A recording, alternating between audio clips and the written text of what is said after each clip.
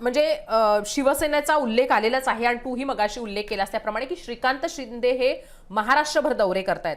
एक गोष्ट लक्षात घेतली पाहिजे ते म्हणजे की एकनाथ शिंदेंनी भाजपची जी रणनीती आहे की निवडणूक संपल्याच्या सेलिब्रेशनच्या दुसऱ्या दिवसापासून पक्षासाठी आणि निवडणुकांसाठीची तयारी करायची, हाच गुण हा एकनाथ शिंदे किंवा हीच गोष्ट एकनाथ शिंदे आपल्याला करताना पाहायला मिळत आहेत, हीच कृती एकनाथ शिंदे आपल्याला करताना पाहायला मिळत आहेत। आता महाराष्ट्रभरातले दौरे त्यांनी निवडणुकांच्या वेळेस केले, पण त्यांनी श्रीकांत शिंदे यांना महाराष्ट्रभर फिरवायला सुरुवात केलेली आहे। निश्चितच आपणही जेव्हा आपल्याकडे काही ज्येष्ठ पत्रकार आले होते ठाण्यातले तेव्हा प्रश्न विचारला होता किंवा मग जेव्हा केव्हा आपल्या समोर असे महत्त्वाचे मोठे नेते येतात आपण प्रश्न विचारतो आणि अनेकांनी अशी इच्छा व्यक्त केलेली आहे किंवा अनेकांचं असं म्हणणं आहे की पुढची पिढी, पुढचं नवीन नेतृत्व हे तयार व्हायला हवं। अगदी भाजप यासाठी प्रयत्न करतंय, कुठेतरी आपण जर पाहिलं तर काँग्रेसमध्ये याच्यासाठी प्रयत्न कमी असल्याची टीका केली जाते आहे। राष्ट्रवादी काँग्रेसमध्ये याच्यासाठीची तयारी, शरद पवारांच्या राष्ट्रवादी काँग्रेसमध्ये याच्यासाठीची तयारी होत असल्याचं म्हटलं जात आहे। पण ठाकरेंच्या शिवसेनेमध्ये नवनेतृत्व असताना सुद्धा संधी हा एक भाग आहे आणि दुसरीकडे आपण पाहिलं तर एकनाथ शिंदेच्या शिवसेनेमध्ये सुद्धा नवनेतृत्व तसं फारसं दिसत नाही अशी एकनाथ शिंदेच्या शिवसेनेवर पण टीका झाली होती।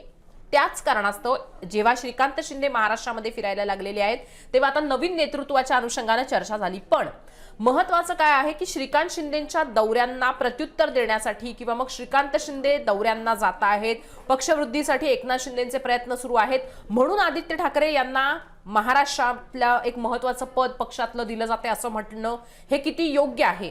पक्ष वाढवण्याचा आणि पक्षाच्या दृष्टीनं नवं नेतृत्व तयार करण्याचा जो भाग आहे तो प्रत्येक पक्षामध्ये असतो आणि तो असायलाच हवा। आदित्य ठाकरेंच्या बाबतीत म्हणायचं झालं तर 2010ला जेव्हा स्वतः बाळासाहेब ठाकरेंनी आदित्य ठाकरेंची जबाबदारी ही शिवसैनिकांवर सोपवली, माझ्या उद्धव आणि आदित्यला सांभाळा असं म्हणत, त्याच वेळेस कुठेतरी आदित्य ठाकरे यांची ग्रँड एंट्री झाली असं म्हटलं जात होतं। ग्रँड एंट्री अशासाठी कारण बाळासाहेबांचा शब्द आणि बाळासाहेबांनी एखाद्या व्यक्तीला इंट्रोड्यूस करणं याला एक वेगळं महत्त्व शिवसेनेमध्ये अगदी तेव्हापासून आजपर्यंत कायम आहे। बाळासाहेबांनी उल्लेख करणं आणि पक्षाच्या दृष्टीनं जबाबदारी देणं याच्याबद्दल शिवसैनिकांच्या बद्दल सुद्धा एक वेगळी आस्था असल्याचं आपण पाहिलेलं आहे। त्या दृष्टीनं विचार केला तर आदित्य ठाकरेंची एंट्रीज ग्रँड झालेली आहे।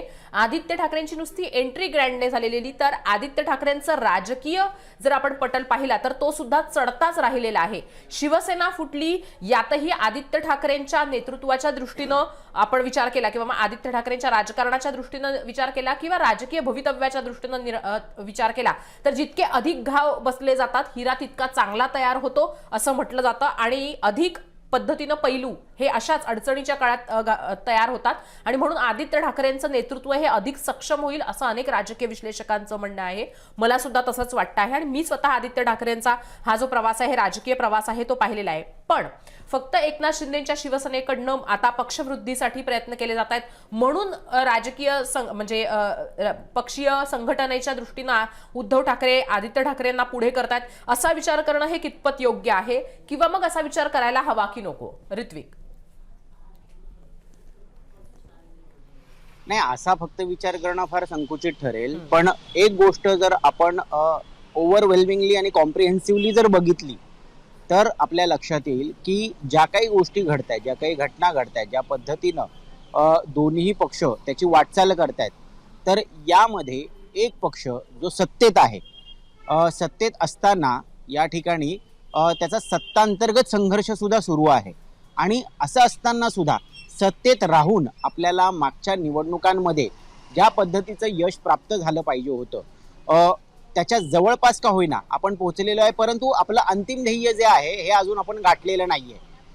खऱ्या अर्थाने जर मुंबई महानगरपालिकेपुरतं बोलायचं झालं म्हणजे उदाहरणार्थ मी म्हणतोय तर एक गोष्ट आपल्याला निश्चित जाणवते की एकनाथ शिंदे यांची शिवसेना यांनी आमदार जरी फोडले असले, आमदार जरी स्वतःच्या बाजूने करून घेतलेले असले, नगरसेवक आजी जरी त्यांच्या बाजूने झालेले असले, तरी मुंबईमधला जो शिवसेनेचा केडर आहे, जो जमिनीवरचा कार्यकर्ता आहे, हा त्यांच्याकडे आलेला नव्हता, हा त्यांच्याकडे झुकलेला नव्हता आणि असं असताना सुद्धा त्यांनी पूर्ण ताकदीनिशी त्यांनी ही निवडणूक लढली, ती जिंकण्याचा प्रयत्न केला। एवढंच नाही तर भाजप सोबत इतका बलाढ्य पक्ष ज्याच्यासोबत ते आता सत्तेत आहेत त्यांच्याशी घासाघीस करून त्यांनी 90हून अधिक जागा आपल्या पदरात पाडून घेतल्या। दुसरीकडे उद्धव ठाकरे आणि राज ठाकरे असा जॉईंट फोर्स समोर असताना सुद्धा मराठी मतांची बेगमी नेमकी करणार कोण असा प्रश्न त्यांच्या समोर उपस्थित असताना सुद्धा त्यांनी हार मानली नाही. त्यांनी शेवटपर्यंत लढा दिला आणि 30 जागा का होईना परंतु पदरी पाडून घेतल्या. कोणी म्हणत होतं की सिंगल आकडी जागा मिळतील, कोणी म्हणत होतं की 25च्या 15च्या वर जाणार नाहीत. परंतु जरी हा 30 जो आकडा त्यांनी मुंबई महानगरपालिकेत मिळवलेला असला तो समाधानकारक नसला, ज्याच्यावरती एकनाथ शिंदे हे प्रचंड नाराज असल्याचं खाजगीत नेत्यांकडनं सांगितलं जातं. पण तरीही त्यांनी लढा सोडला नाही, ते लढत राहिले. तर अशा पद्धतीनं राज्यभरात हीच कार्यपद्धती जर कंटिन्यू ठेवणार असतील तर पुढच्या 2 ते 2.5 वर्षांमध्ये पक्ष संघटनेत मोठे बदल झाल्याशिवाय राहणार नाहीत. कधी ना कधीतरी या मेहनतीमुळे यश नक्कीच मिळेल. आता सांगायचंच झालं कारण थेट तुलना त्यांच्या दोन्हीही बाजूच्या कार्यकर्त्यांकडनं होताना दिसते. जे प्रेक्षक ज्या पद्धतीनं रिॲक्ट होत आहेत, हे प्रेक्षकांना सांगायला हवं की आदित्य ठाकरेंनी निवडणुकांमध्ये दौरे केले नाहीत का, तर नक्कीच केले. त्यांनी सुद्धा मराठवाडा असेल, विदर्भ असेल किंवा पश्चिम महाराष्ट्र असेल किंवा उत्तर महाराष्ट्र असेल, कोकण असेल, विविध ठिकाणी जाऊन त्यांनी दौरे केले, त्यांनी प्रचार दौरे केले. आता याच्यामधला एक बेसिक फरक मी तुम्हाला सांगू इच्छितो. आदित्य ठाकरे हे एखाद्या पक्षाच्या प्रमुख नेत्यासारखे हे भाषण करायला जातात, हे प्रचार करायला जातात, हे रोड शो करायला जातात, हे कॉर्नर सभा करायला जातात. परंतु पक्ष संघटनेमध्ये एखाद्या नेत्याने खरं तर येऊन माझी व्यथा ऐकली पाहिजे. पक्ष संघटनेमध्ये नेमक्या काय त्रुटी आहेत किंवा काय अडचणी आहेत हे त्यांनी समजून घेतलं पाहिजे. ही जी अपेक्षा कार्यकर्त्यांची पदाधिकाऱ्यांची आहे ती मात्र पूर्ण होताना दिसत नाहीये. तुम्ही निवडणुकीच्या काळात येऊन दौरे कराल, प्रचार कराल, भाषणं ठोकाल, तोपर्यंत सगळं ठीक आहे. परंतु संघटना मोठी करण्यासाठी खऱ्या अर्थानं जमिनीवरती उतरून जी मेहनत करावी लागते ती होते का, तर निश्चित नाही. त्याचा मोठा अभाव आहे आणि त्याच्यामुळे या सगळ्या कार्यकर्त्यांमध्ये पदाधिकाऱ्यांमध्ये प्रचंड अस्वस्थता दिसते. कुरघोडीचं राजकारण होतं. काय होतंय की आपल्या पक्षामध्ये असलेले आपल्या मागची लोक ही पक्ष सोडून आता सत्ताधारी शिवसेनेमध्ये गेलेले आहेत. त्यांना मोठ्या प्रमाणात निधी मिळतोय, त्यांना मोठ्या प्रमाणात पक्षाकडनं पाठबळ मिळते, त्यांचं म्हणणं त्यांच्या पक्ष नेतृत्वाकडनं ऐकून घेतलं जाते, त्यांना ताकद दिली जाते आणि त्याचे परिणाम जे आहेत हे आता जमिनीवरती दिसायला लागलेले आहेत. त्यांच्या हातून आता मोठमोठी उद्घाटनं व्हायला लागली आहेत, भूमिपूजनं व्हायला लागलेली आहेत. त्यांना मिळालेल्या निधी म्हणून मोठमोठे प्रकल्प उभे राहायला लागले आहेत आणि त्याचं श्रेय सुद्धा अर्थात हे भविष्यात त्यांना घेता येणार आहे. या सगळ्याच्या तुलनेमध्ये आपण काय करायचं आहे, तर आपण फक्त टीका करायची आहे, आपण फक्त राजकीय निशाणे साधायचे आहेत, आपण फक्त आरोप प्रत्यारोप करायचा आहे का, नेमकं आपल्याला काय करायचं आहे, हे कुठेतरी याचा मोठा संभ्रम जो आहे हा उद्धव ठाकरे यांच्या शिवसैनिकांमध्ये निश्चित पाहायला मिळतोय. आणि त्याच्यामुळे ही आलेली अस्वस्थता आहे, ही आलेली हतबलता आहे, ही उदासीनता आहे, ती कुठेतरी झटकून टाकण्यासाठी हा जो निर्णय आहे आदित्य ठाकरेंना कार्याध्यक्ष करणं हा तर जमेचा आहेच, परंतु त्याचबरोबर त्याला कृतीची जोड मिळणार आहे का हे सुद्धा तितकंच महत्वाचं आहे. आता आपण दुसऱ्या बाजूचं उदाहरण घेऊया. श्रीकांत शिंदेंनी मागच्या निवडणुकांमध्ये स्वतः जवळपास 42 विधानसभा मतदारसंघ हे पिंजून काढले. ह्या प्रचारासाठी नाही, हे भाषणांसाठी नाही, तर त्यांनी तिकडच्या स्थानिक पदाधिकाऱ्यांसोबत, त्या केडर सोबत बैठका घेतल्या. पक्ष संघटनेमध्ये नेमकं किती केडर आलेला आहे त्यांच्यासोबत संवाद साधला, त्यांच्या नेमक्या अडचणी काय आहेत या जाणून घेण्याचा सुद्धा प्रयत्न केला. आणि 42 ते 46 विधानसभा मतदारसंघ फिरल्यानंतर एखाद्या नेत्याला आपल्या पक्ष संघटनेमध्ये नेमकं काय सुरू आहे याची जाणीव तर होतेच होते, परंतु त्या त्रुटी दूर कशा करायच्या याची एक थॉट प्रोसेस सुद्धा सुरू होते. त्या दृष्टीने पावलं सुद्धा पडावी लागतात, त्या दृष्टीने निर्देश, आदेश, आखणी ही सुद्धा एखादा नेता करण्याच्या त्या क्षमतेचा होतो. मला वाटतं हेच अपेक्षा जी आहे ही जी खरं तर आदित्य ठाकरेंकडनं, उद्धव ठाकरेंकडनं आहे, तीच अपेक्षा मला वाटतं एकनाथ शिंदे यांच्या शिवसेनेकडनं जी आहे त्यांच्या कार्यकर्त्यांची पूर्ण होताना दिसते.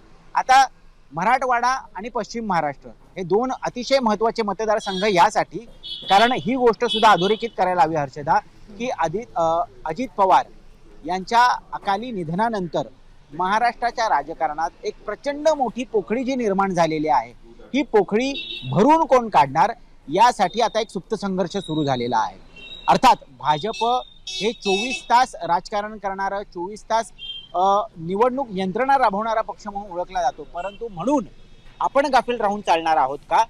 तर बिलकुल नाही. तर तशा पद्धतीने पावलं ही एकनाथ शिंदे यांच्या शिवसेनेकडनं सुद्धा टाकलेली आपल्याला पाहायला मिळतात. पश्चिम महाराष्ट्रातच लोकसभा बैठका घेण्याचं काय कारण असावं? कारण ती पोकळी भरून काढण्याचा कुठेतरी रणनीती जी आहे ही आता एकनाथ शिंदे यांच्याकडनं आखण्यात येते. बरं, ते स्वतः उतरलेत का?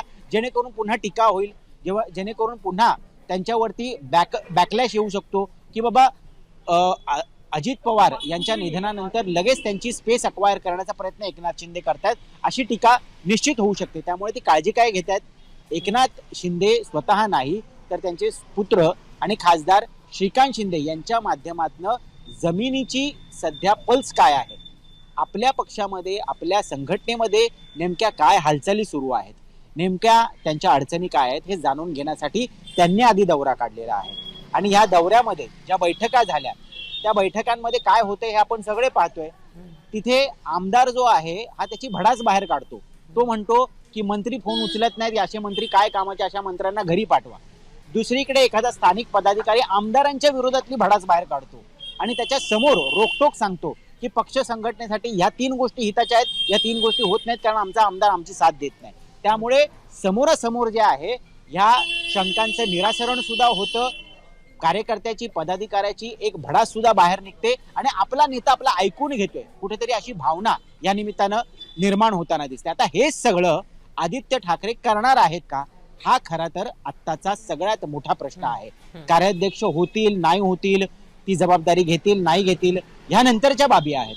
परंतु जमिनीवरती उतरून, मैदानात उतरून जे काम करणं गरजेचं आहे आदित्य ठाकरेंनी, ते त्यांच्याकडनं होणार आहे का? आणि त्यांच्या कार्यकर्त्यांच्या, पदाधिकाऱ्यांच्या ज्या अडचणी आहेत ते आदित्य ठाकरे ऐकून घेणार आहेत का?